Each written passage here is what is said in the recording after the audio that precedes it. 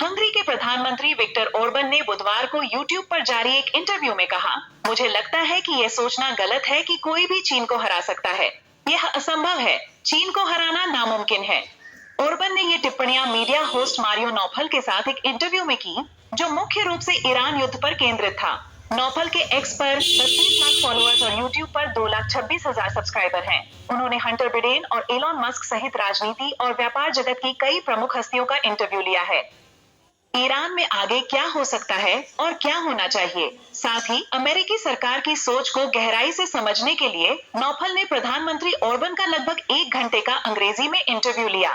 नोफल ने ओर्बन को यूरोपीय संघ की सबसे सम्मानित और प्रभावशाली आवाजों में से एक बताया। इंटरव्यू में मध्य पूर्व में चल रहे युद्ध, रूस यूक्रेन संघर्ष और नई वैश्विक स्थिति जैसे विषयों पर चर्चा हुई। अमेरिका चीन के बीच कृत्रिम बुद्धिमत्ता की होड़ और नवीकरणीय ऊर्जा, विशेष रूप से परमाणु ऊर्जा की वर्तमान स्थिति पर जोर देते हुए और चीन की तेजी से हो रही वृद्धि को भयानक बताते हुए नोफल ने ओर्बन से पूछा कि अमेरिका और चीन के बीच सत्ता संघर्ष में यूरोप को अपनी क्या भूमिका निभानी चाहिए। ओर्बन ने जवाब दिया, यदि आप यह सोच रहे हैं कि आकाश में केवल एक ही सूर्य है, तो हम स्थिति को गलत समझ रहे हैं। चीन विश्व राजनीति के 2 प्रमुख पक्षों में से एक होगा। इस पर नोफल ने पूछा कि क्या यूरोप भी इसमें शामिल है, लेकिन ओर्बन ने कहा कि यूरोप इस अवधारणा से बाहर है। उन्होंने आगे कहा, वे चीन को सुनेंगे, वे प्रस्तुत करेंगे, वे दुनिया को प्रभावित करेंगे। ओर्बन ने आगे बताया कि पश्चिम को चीन के उदय के साथ कैसे तालमेल बिठाना चाहिए, यह कहते हुए कि यदि पश्चिमी देश यह मानते हैं कि वे चीन को नष्ट कर सकते हैं या हरा सकते हैं, तो वे स्थिति को गलत समझ रहे हैं, क्योंकि चीन की ताकत उसकी मजबूत ऊर्जा और संस्कृति में निहित है। तो वे वापस आ गए हैं, जैसे वे 95 साल पहले थे, क्योंकि पश्चिम के प्रभुत्व काल से पहले चीन हमेशा सबसे प्राचीन और सबसे सफल सभ्यता रहा है, और अब वे बस वापस आ गए हैं, ओर्बन ने कहा।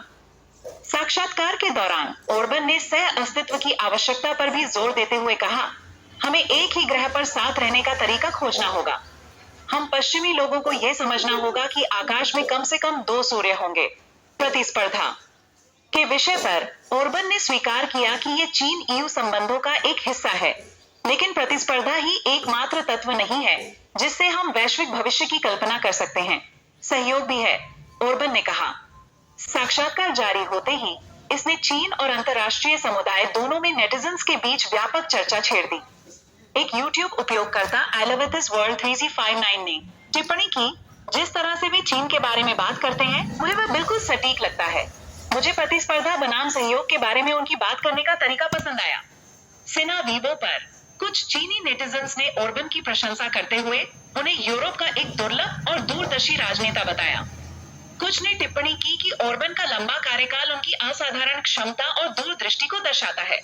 अन्य लोगों ने कहा कि चीन के प्रति ओर्बन का सकारात्मक आकलन चीन की विकास उपलब्धियों की मान्यता को दर्शाता है और चीन की शक्ति और क्षमता में उनके विश्वास को प्रदर्शित करता है। वहीं कुछ नेटिजन्स ने कहा कि चीन और यूरोप के बीच शांतिपूर्ण सह अस्तित्व और संयुक्त विकास ही सही मार्ग है। एक लोकप्रिय टिप्पणी में लिखा था, कुछ पश्चिमी देश अभी भी योग्यतम की उत्तरजीविता, शून्य योग और हर कीमत पर जीत के सिद्धांत को अपने मूल मूल्यों के रूप में मानते हैं और शांति, सहिष्णुता और पारस्परिक लाभ वाले सहयोग को सही मायने में नहीं अपना सकते। चीन हंगरी संबंधों को व्यापक रूप से चीन यूरोपीय संघ संबंधों में अग्रणी भूमिका निभाते हुए देखा जाता है। ओर्बन के प्रशासन के तहत हंगरी और चीन ने अपनी सर्वकालिक व्यापक रणनीतिक साझेदारी को सक्रिय रूप से मजबूत किया है। शिन्हुआ समाचार एजेंसी की एक रिपोर्ट के अनुसार 12 फरवरी को चीनी विदेश मंत्री वांग यी से मुलाकात के दौरान ओर्बन ने कहा कि हंगरी यूरोप और चीन के बीच संवाद और सहयोग को सक्रिय रूप से बढ़ावा देना जारी रखेगा। वॉशिंगटन से उपजे अस्थिरता के कारण यूरोपीय देशों के लिए साझेदारी में विविधता लाना और राजनीतिक एवं आर्थिक स्थिरता को मजबूत करना और भी महत्वपूर्ण हो गया है, जबकि महाद्वीप में चीन नीति पर आंतरिक बहस जारी है। यूरोपीय संसद की वेबसाइट पर शुक्रवार को जारी एक विज्ञप्ति के अनुसार यूरोपीय संसद का एक प्रतिनिधिमंडल 23 मार्च से 2 अप्रैल तक चीन की यात्रा करेगा, जो 8 वर्षों में इस तरह की पहली यात्रा होगी। कुछ चीनी विशेषज्ञों का मानना है कि केवल एक यात्रा से यूरोपीय संसद के चीन के प्रति पूर्वाग्रहों में मौलिक परिवर्तन होने की संभावना नहीं है, लेकिन इस तरह के प्रत्यक्ष संपर्क से कुछ यूरोपीय राजनेताओं को चीन के विकास को अधिक निष्पक्ष रूप से देखने में मदद मिल सकती है।